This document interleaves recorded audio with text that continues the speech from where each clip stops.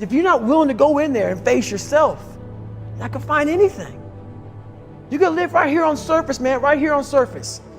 So if there is an ending to this world and there is somewhere to go and there's a judgment, you're gonna get there and you might see a chart.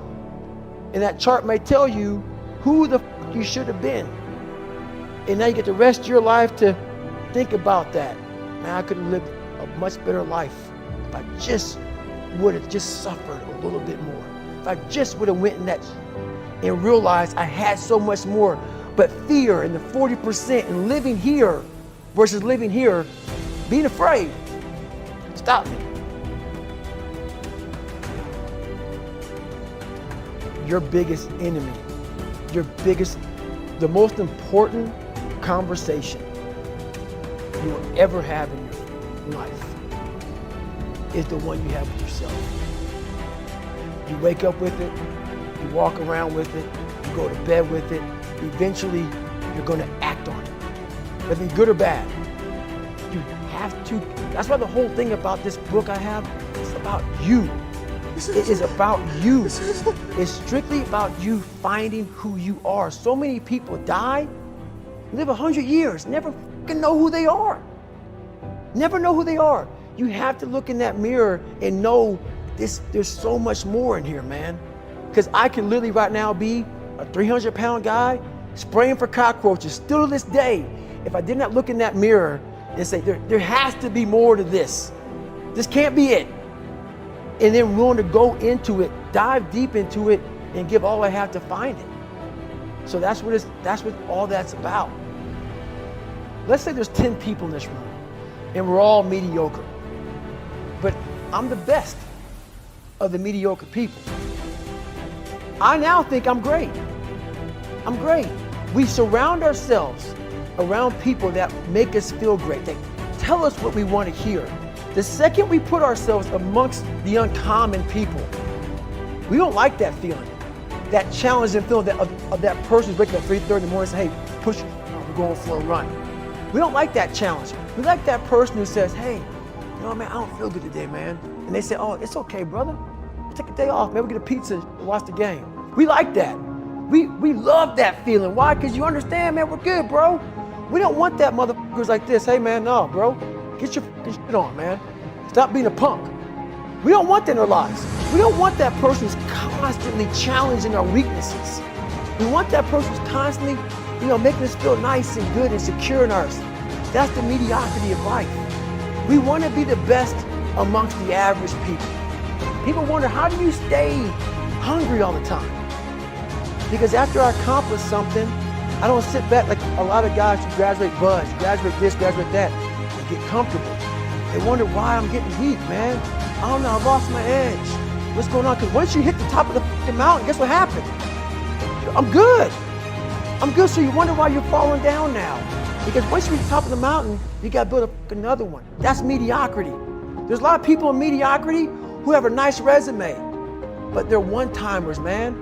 They hit a one-time deal, they busted it open, got a lot of money, but they're good. You're mediocre now, man. What are you fucking doing today, tomorrow, the next day? That's why I don't listen to theorists. I don't listen to all that bullshit. I listen to a motherfucker who's like this, man. What's wrong, man? I'm tired. Why are you tired? Because tomorrow, I gotta do the again, man. Whatever it is that made me fucking nauseous and sick to my stomach, it made me hurt. There's no ending. And that's the person I listen to. That's the person who's gained knowledge. You gain knowledge through suffering. And on the other end of suffering is a world that very few have ever seen. It's a beautiful world, because that's where you find yourself. You don't find yourself in over here. You find yourself on the other end. Like the 100-mile race I was on, I ran it for 24 hours. I found myself on the other end of that race. That 19 hours, I found, wow, there's a whole nother world out here that I've never even saw. But the world's in your mind.